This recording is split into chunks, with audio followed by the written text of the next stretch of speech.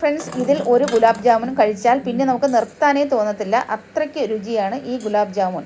ഇത് തയ്യാറാക്കാനായിട്ട് കടായി ചൂടാക്കി 1 സ്പൂൺ നെയ്യ് ഒഴിച്ച് 1 കപ്പ് റവ വറുത്ത് കോരി മാറ്റിയതിന് ശേഷം അതേ കടായിൽ 2 കപ്പ് പശുവിൻ പാൽ ഒഴിച്ചതിന് ശേഷം പാല് തിളച്ച് വന്നതിന് ശേഷം ഈ റവ ഇതിലേക്കിട്ട് കൈവിടാതെ ലോ ഫ്ലെയിമിൽ നല്ലതുപോലെ ഇളക്കി യോജിപ്പിച്ച് ഇത് കുറുകി ഒന്ന് തിക്കായി വരുമ്പോഴേക്കും ഫ്ലെയിം ഓഫാക്കി ഒരു പാത്രത്തിലേക്ക് മാറ്റി നല്ലതുപോലെ കുഴച്ചെടുത്ത് ചെറിയ ഉരുളകളാക്കി മാറ്റി വയ്ക്കാം.